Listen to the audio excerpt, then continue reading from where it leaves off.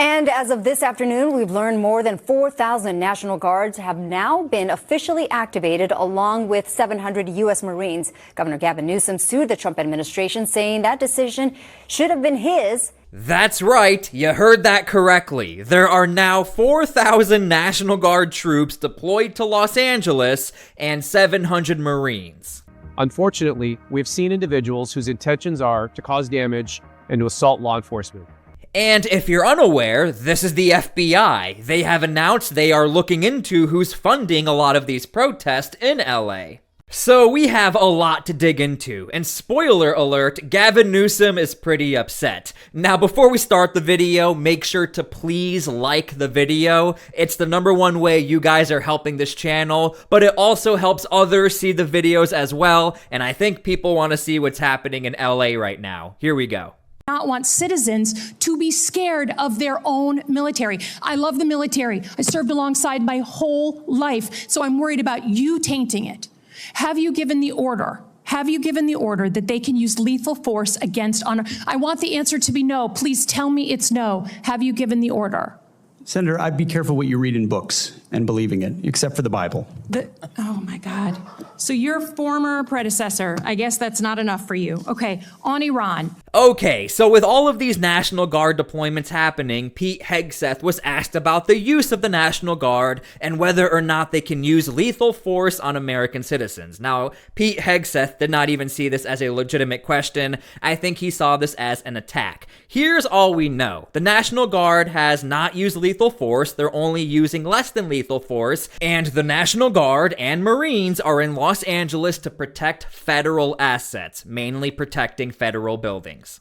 Home, the Ninth Circuit Court of Appeals heard arguments this afternoon on whether President Trump overstepped when he sent the California National Guard here to Los Angeles. And as of this afternoon, we've learned more than 4,000 National Guards have now been officially activated, along with 700 U.S. Marines. Governor Gavin Newsom sued the Trump administration, saying that decision should have been his, and the Guard isn't needed. All right. And by the way, if you haven't already, make sure to please subscribe to my channel so I can give you all of the recent updates as far as deployments and keeping our elected officials held accountable. Let's continue. Now, I think you might get a kick out of this. In the middle of this hearing on whether or not Trump is allowed to use the National Guard, he deployed the extra 2,000 National Guardsmen to Los Angeles, and that's how we got to the buildup of the 4,000 National Guard. Now, here's what the hearing looked like. And I would point you to the language of this particular statute. It says the president may call into federal service members and units that he deems necessary. The Trump administration's attorney argued that the president has unreviewable discretion under federal statute and points to what they call riots and violence that occurred over the last few days in Los Angeles following immigration raids across Southern California. Attorneys for the Trump administration and Governor Gavin Newsom presented their arguments in front of the Ninth Circuit Court 3-judge panel. And again, while all this is happening, the Trump administration deploys 2,000 more National Guard troops. Was it on purpose? We'll never know. But Gavin Newsom is not laughing. If you've been subscribed to my channel, you would know that the governor of California, he uses X a lot to talk about this specific case. Here's what he recently said. Retired 4-star admirals and generals agree. Trump's takeover of the National Guard poses a grave threat to our service members, civilians, and constitutional norms. And again, this is all throughout his feed. The president has the discretion to decide what level of forces are necessary to counter the threat. And the threat is in the last phrase of that first sentence, necessary to repel the invasion, suppress the rebellion. The Trump administration attorney argued 2,000 California National Guard are necessary to assist immigration officials and protect federal buildings. Now, here's the thing. Donald Trump has other cases around the United States of federal buildings who do not have National Guard. This is the Seattle Federal Building, which has been barricaded off. We've had very intense skirmishes. The windows have all been shattered. Graffiti, fire started in front of it. No National Guard available to protect the building. So Donald Trump really is using cases like this that, hey, we don't want this to happen in LA. This is why we have the National Guard.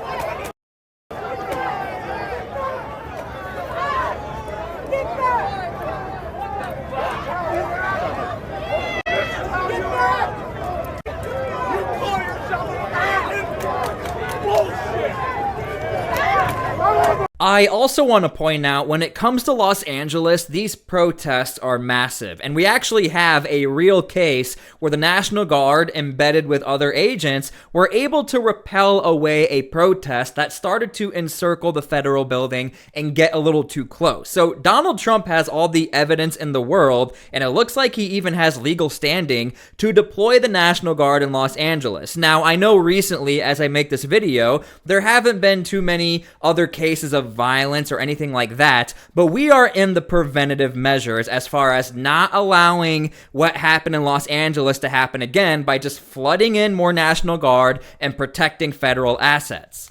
The attorney representing the state and the governor called the move an overreach. There at least needs to be some consideration of whether there are more modest measures than calling for the National Guard before taking that brave and extraordinary step. He argued local law enforcement has responded to the violence and any alleged crimes, pointing to dozens of arrests and the curfew in downtown Los Angeles that was used to curtail further destruction of property, as had been seen days before.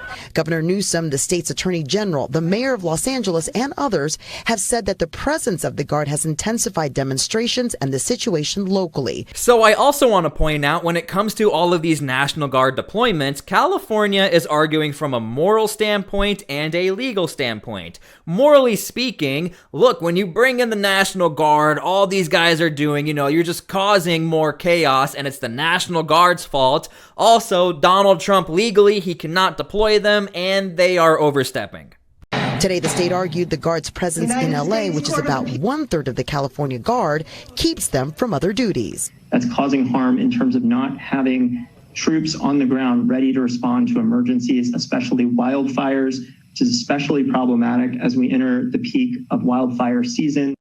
Now, the attorney for the administration says they did not need to consult with the governor to make the decision because, in part, the unrest experience is directed at federal agents trying to perform their duties. The judges did seem to question if any consent by the governor is a requirement. The state's attorney says that the case could have implications on the use of the military by future administrations. Now, quick side note, if you're unaware, there are other National Guards that have been activated as far as helping out Homeland Security down in Florida, Louisiana, and Texas. Now, obviously, these are all conservative Republican states, and the governors activated the guardsmen. However, it looks like Gavin is the only governor right now who seems to be really upset with the idea of using National Guard in line with federal assets to help calm down these riots and to protect federal assets as well. Hello, I'm Bill Asaley, United States Attorney for the Central District of California. And I'm Akil Davis, the Assistant Director in charge of the FBI's Los Angeles Field Office. And I'm Tyler Hatcher, the Special Agent in charge of IRS Criminal Investigation here in Los Angeles. The right to assemble and protest peacefully is protected by law. Unfortunately, we've seen individuals whose intentions are to cause damage and to assault law enforcement. For example, last week we arrested an individual who was charged with conspiracy to commit and aiding and abetting civil disorders. Okay, so this is really big news not a lot of people are talking about. We have the FBI and the IRS teaming up together to try and figure out, do we have people funding these protests? But furthermore, are they funding people who want to get violent in these protests? And that's what the FBI is trying to figure out. These violent agitators put peaceful demonstrators at risk. The FBI and our federal partners will continue to investigate individuals and organizations who are knowingly funding or committing acts of violence against law enforcement, as well as the destruction of property. We are currently tracing money to determine who is providing funding for these riots. Funding crime doesn't just affect the criminals, it also disrupts entire communities. Now, if you're unaware, during the protest, we saw clips like this, where people were handing out these bionic face shields like it's candy, and it turns out these face shields cost anywhere from $35 to $65 a pop. These are not cheap. This was live on TV. Where it just feels like something's going to happen and you're waiting for it to happen. And you can look around, you see the National Guard in front of the federal building, but as far as this intersection where we're seeing all this take place, there's no local police to be seen. Yeah. And we have people handing out masks and gas masks, and we just saw people graffitiing the sidewalk right in front of this truck, and we've seen people doing burnouts in the street. There's no local law enforcement around. Let us clarify, because we've been showing a wide shot and from a different angle, a whole lot of officers on the other side of the federal building, almost behind you, and perhaps the visual is obstructed from your point of view. These folks and your photographer just gave us a great shot of the box that was left behind, which showed the brand of mask. I mean, it's not the kind of thing, thank you for seeing this there. It looks like a bionic shield is what that's called. I mean, that's not the kind of thing that you buy in bulk if you don't plan on doing something with it. And the fact that that's being handed out kind of like candy to everybody gives you an indication that these folks probably plan to be here for a while. Now, as I make this video, just so you know, the FBI has already busted the guy who was passing out the masks. The difference here, though, is that the FBI, they have physical proof. Now they need to go on the back end and look into the digital proof. Is somebody else invested in buying these masks, buying materials? What's happening on the back end? This is why the IRS is now involved. Each dollar funneled into illegal operations fuels violence, undermines law and order, and perpetuates fear. Make no mistake, we will identify and disrupt financial networks supporting these criminal activities. Think before you act. The legal consequences for financing or aiding and abetting these crimes are harsh. They include imprisonment and fines. If you have any information regarding individuals and/or organizations providing financial support to commit acts of violence or destruction of property, please dial 1-800-CALL-FBI or visit tips.fbi.gov. You can also upload your images and videos to fbi.gov/LA officer assault. Now here's the thing, the FBI is well aware there are people who fund protest. We know the names out there, I'm not going to say it. However, the FBI, their concern is whether or not that money was supposed to be used to harm officers. Not so much for the protest part, but the rioting part. As I mentioned last week, much of the violence has been directed at law enforcement. Police officers who are just trying to do their jobs and protect the community. As you saw in the news, on June 8th, our highway patrol officers were violently and viciously attacked by individuals from an overpass above the 101 freeway, throwing rocks and explosive devices and lighting CHP cars on fire. On Friday, federal agents in the CHP arrested Mr. Adam Charles Palermo for his role in the attack on our CHP officers. Palermo was caught on video participating in the attack. His social media account contained a collage of photographs and videos depicting a man holding flying debris, a CHP patrol car on fire, and various other damage to CHP patrol cars. In the caption, he wrote, "All of the protests I've been involved in, which is well over 100 now, I'm most proud of what I did today." Mr. Palermo is charged with a violation of 18 United States Code Section 844I, attempted arson of a vehicle used in interstate or foreign commerce. He faces a mandatory minimum penalty of 5 years and a statutory maximum penalty of 20 years. He will not be doing any protests for the next foreseeable future. Another case filed yesterday involves an individual who spit on a military serviceman and a law enforcement officer. On Saturday, California National Guard and federal police were outside the federal building on Los Angeles Street trying to protect federal property. Angus Johnson confronted a California National Guardsman, and after heckling him, he spit on him. Johnson then spit on other federal police officers present who were trying to keep the peace. As our president said, if you spit, we hit, and we will hit you with a felony.